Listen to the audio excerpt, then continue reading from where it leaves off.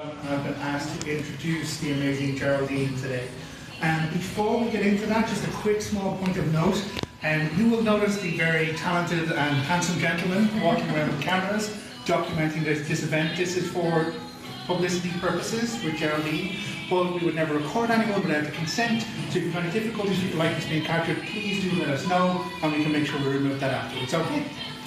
So, to get into why I was asked to stand up and introduce Geraldine, well, we got to go back to the beginning. And long before Ireland became known as the land of saints and scholars, it was known as the land of heroes and monsters. And many, many talents existed amongst all of the heroic sagas and mythology that we have, but some are less well known than others. Many people can point to Fionn and his fantastic spear, people can talk about Cuchulainn and his great deeds, but not many people look at the other crucially important role, which was music and poetry and the power that existed within words. In fact, medieval manuscripts that we have and still can reference document the existence of tua, which is the ancient Irish word for trial.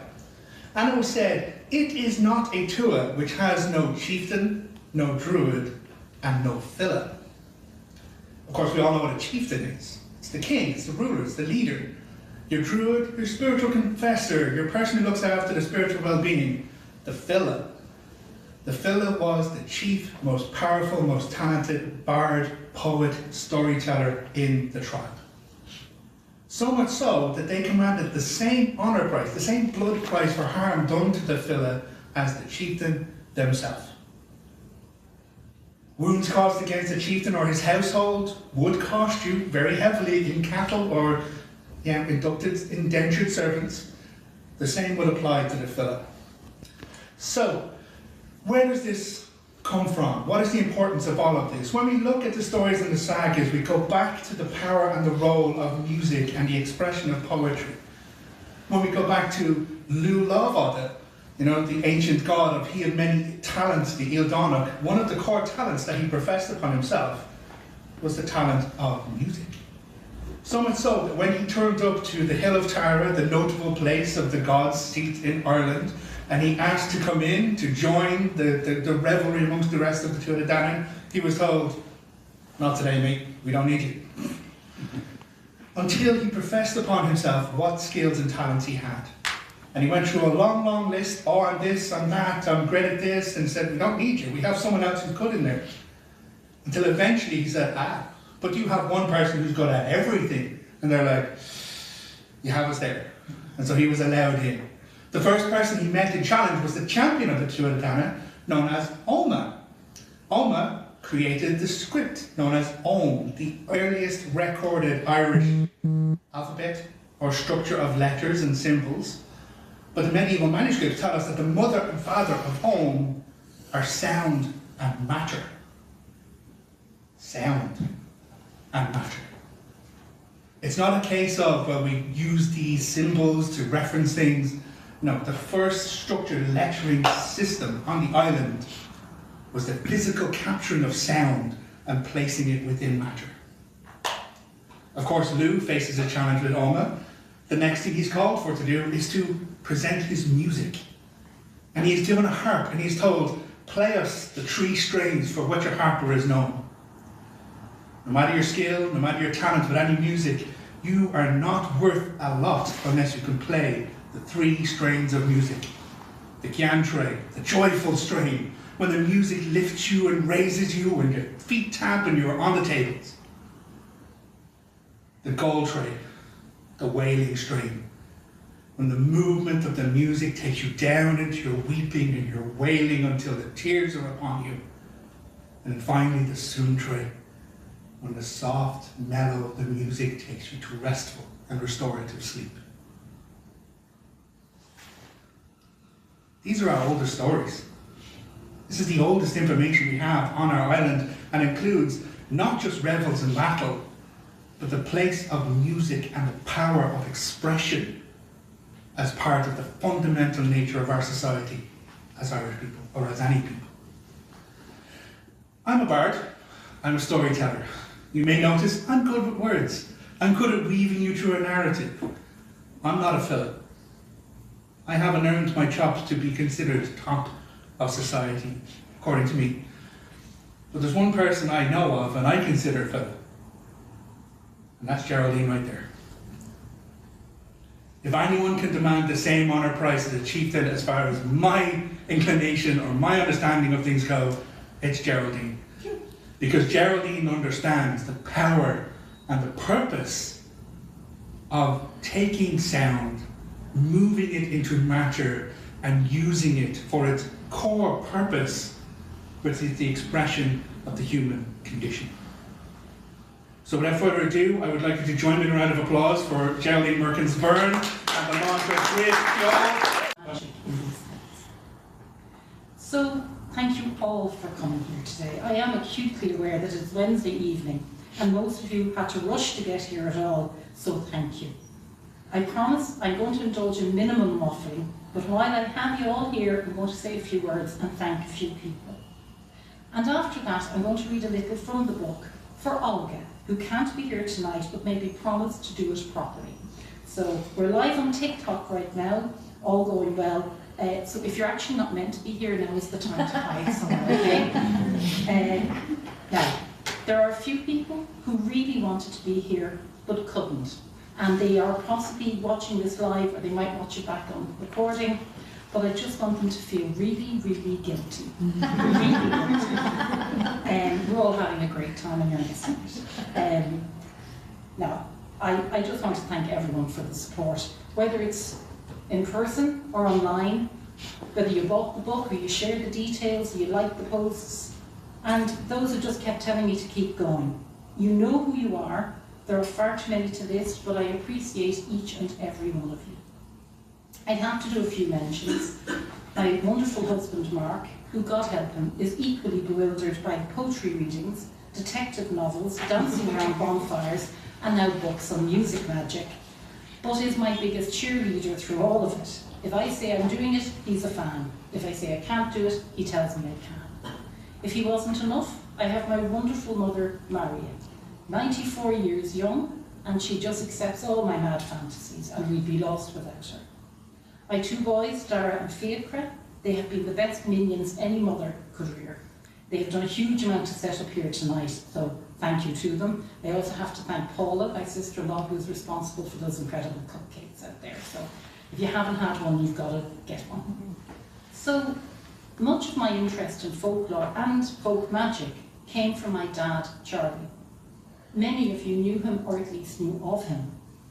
He wove stories around us as children. Stories about music and musicians, or tales of charms and pishogues. He spent a lot of his time in Wicklow as a child, and he never lost his links there to a family of friends in Newtown and Kennedy and Kilo. He gave me a love of local history and folklore. That is the basis of much of my writing, from poetry to, well, this. So, if you've ever had an instrument repaired by him, you know he had a special magic of his own. And I would have liked to think he'd enjoy this book if he was with us. Emer, you listened to me banging on about this book for over 2 years of lunches. Thank you for not pegging the sugar bowl at my head. I would promise not to do the same again with the next book, but we both know I'd be lying, so I just apologise in advance. And likewise, Ronan MacEngasa, who has to be sick of the words Draiocht Ceoil at this point, so I look forward to annoying him with Celtic Christianity next.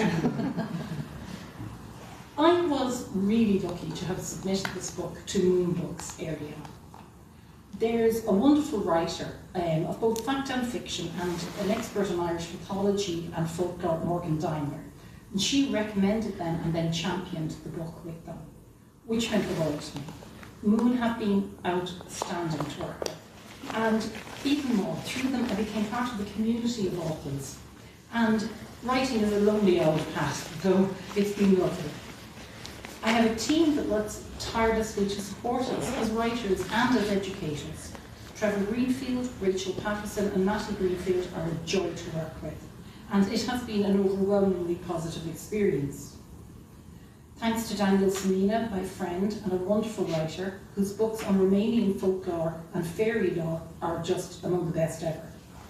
She not only wrote the foreword to this book, but she held my hand through a very traumatic formatting episode where I need to put footnotes on everything publishers need to have some sort of coherency in the book.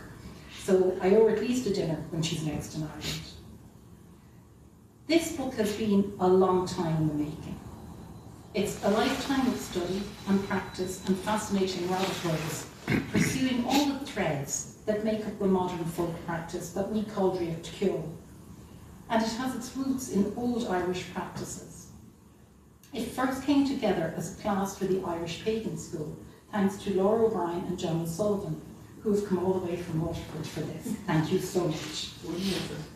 It was Laura's constant encouragement that led to this even being a first draft, let alone a finished book. If you're not familiar with the IPS, if you've never heard of them, the Irish Pagan School, they're based in Waterford, but they're mainly online. They have one of the most authentic resources for Irish spirituality, traditions. If you have any interest in anything from folklore to medieval poetry, it's there. And I would just like to say it's a genuinely impressive body of paid and a lot of free material. I taught my very first classes with them, and I would actually never thought of doing anything like that, because Laura then asked me, she said, do you know the way you're always banging on about poetry and Rosk poetry? Do you want to teach a class on that? And that was, the rest was history. So I ended up teaching a few classes for them, and one of them was Draiocht Ceoil, and that is the basis for this book. So thank you.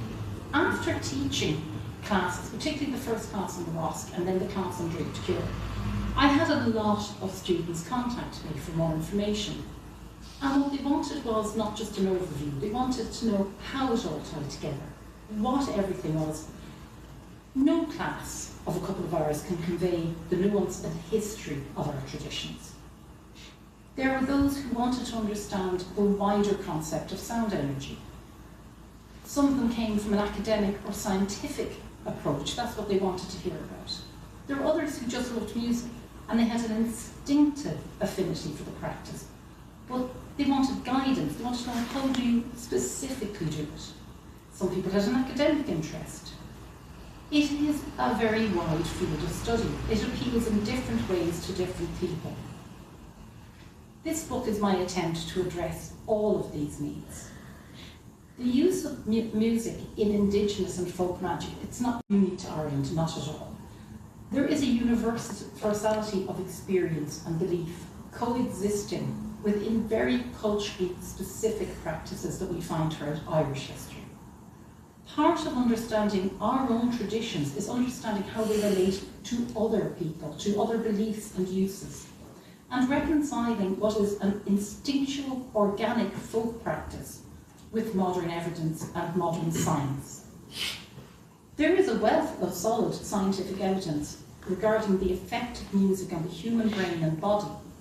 There is a long tradition of seeing music as pleasing or discordant, of measuring how much it conforms or deviates from our current belief in what is correct sound, ideal sound. Years ago, a pope banned certain chord progressions because they were demonic. If you have to look more modernly, you look at, you've all heard rants that people made against rock and roll or heavy metal or death metal, it's all going to ruin us. Music is dangerous, music is something that can lead you astray, or music is something that is sacred and appeals to the best in us. And we just have an instinctive knowledge, somewhere inside us, that music can disrupt. Music can heal the body, music can disrupt the brain. Our ancestors had an innate understanding of these things. They just lacked the scientific words to express them. And now we see music increasingly used in medical practices, in physical and mental healing in wider terms. I mean, people seek out things like sound baths as part of their emotional and mental well-being. Much of what is now being proven by studies, again, was stuff that was known not just to ancient Ireland, but to all Indigenous peoples. But all of us, every one of us knows this. Every team who ruined their hearing standing as close as they could to the speaker in the rock gardens because you could feel the thump, thump, thump of the music. And that's, if you were that teen, you know what magic and music is. You felt it in your soul when you were as close as possible to it. So we do know these things, they're inside us. I have a good picture. Ireland in particular has always elevated sound magic.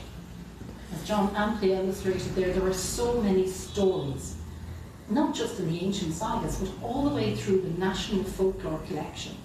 And if you ever have a chance, check out ducas.ie, where you'll find this incredible collection of all the local stories and beliefs and tales from the gathered in the 1930s, but extending back over hundreds of years. And in each of them, one of the things that pops up a lot is